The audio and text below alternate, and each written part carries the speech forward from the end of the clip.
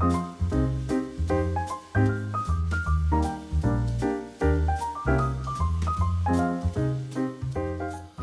everyone, today we're going to make pumpkin soup.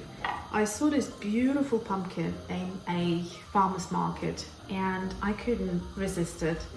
It's just a beauty, and I'm very curious how it is inside. Does it have too many seeds? Does it have enough flesh? I also prepared 3 potatoes, but that will depend on how much pumpkin or squash we will get out of this little beauty. We also have Soffritto, which is ready to go into our casserole dish here, which I will use to make the soup today. And I'm going to add a bit of olive oil. This is a light olive oil. If you haven't watched my previous episode about Soffritto, we're making a large batch of it that is supposed to last us a very long while.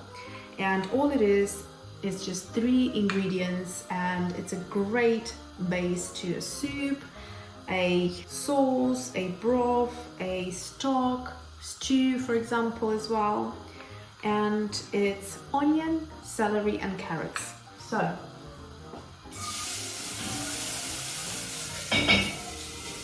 while our vegetables are getting a little bit of color, we want to intensify the flavor. It's the base of the soup, so this is where, apart from the pumpkin, this is where the flavor is going to come.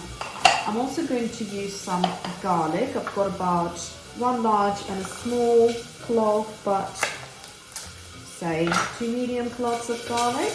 This is going to be a puree soup, so essentially it doesn't really matter how big or small you chop things because everything will be pureed at the end.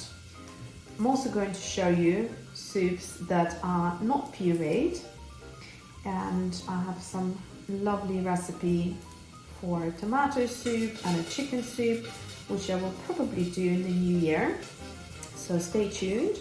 But for now, I'm going to share a beautiful pumpkin soup, which is great for autumn and winter months. Very comforting, and it's exactly the type of food that you want to come home to. So, garlic.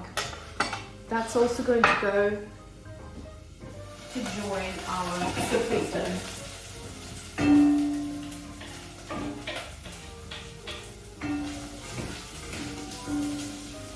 Meanwhile, I'm going to prepare the potatoes. Just simply peel them. I have washed them beforehand. These are beautiful. They're red skinned and they have yellow flesh. They're my favorite type of potato. This casserole dish is very old. It's probably about 20 years old, I want to say. And I still love using it. Okay, I'm going to go wash this beauty and kind of cut into it and see how we can peel it. Okay, so the Soffritto is actually now looking nicely browned.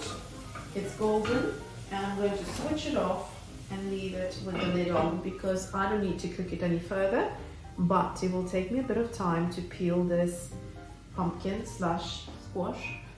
I'm going to dry it as much as I can so it doesn't slip too much around, and I'm going to just cut it in half. Oh, it cuts in okay so far.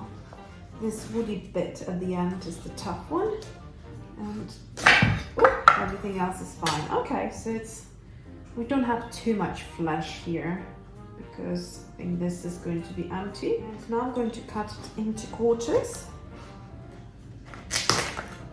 Oh, here we go. This is where the seeds are. So I'm going to take a spoon and spoon them all out. It's not too bad actually. It seems to be in segments where the seeds are, and then this bit here in the middle is still edible flesh, which is different in a regular pumpkin. Cut it into smaller pieces. If you roasted these, which I'm not planning to do now because it will take longer, When you're roasting it, then you can leave the skin on, and after roasting it, it's a lot easier to peel the soft skin off the flesh. But today I'm going to use these pieces. So I'm just going to kind of peel them first, and after that chop them into smaller pieces, and they will go and join Soffritto. Okay, so after a lot of hard work, this is the amount of the peel that we have here. And this is the amount of pumpkin, which is actually very decent. So what I'm gonna do now, I'm going to pop my washed potatoes over here for now. And I'm going to now start slicing the pumpkin, because I want to soften the pumpkin and get flavor into it before we start adding the stock. Soffritto is now back on heat, and pumpkin will join the party now. I feel like I will need a cup of tea after this workout. So now all of the pumpkin is sauteing in our casserole, and to it we're going to add about a tablespoon of butter. And at this point we can crank up the heat and now add some things like black pepper and salt,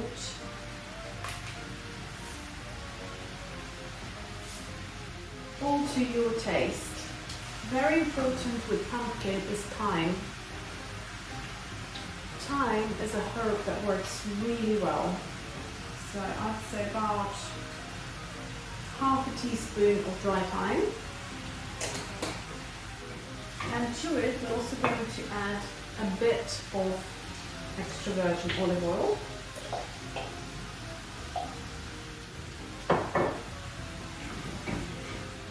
If you have some pepperoncino, otherwise a bit of dry chili flakes. I'm only going to add a few because I don't want it to be too spicy. The pumpkin is now starting to soften, and I will let it relax a bit. To it, I'm going to add the potatoes.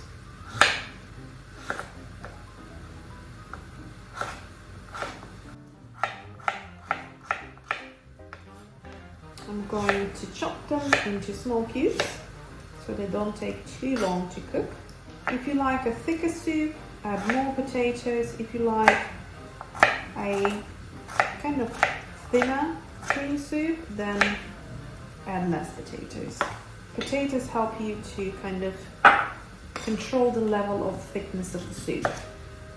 Now we're going to prepare some stock. Our pumpkin had about 5 minutes on the stove, and it's beginning to soften down and kind of fall apart. And at that point we're going to add half a liter of stock. This is chicken stock, but you can also use vegetable stock as well. We will first add half of the liter and then see if we need any more. So once we added the stock, we're going to bring the heat up and also add the potato. I'm also going to add a bay leaf and let it simmer for about 10 minutes and then take it out. And make sure you get all those yummy caramelized bits off the bottom of the pan. So it's been 10 minutes and I have tried my soup. It is almost there. So a couple of the pumpkin pieces are still a little bit on the hard side, but the potatoes are falling apart. So I'm going to add a bit more salt. This is a good time now to adjust your seasoning if you need a bit of pepper or, salt, whatever you need. For me, it's going to be a bit of salt.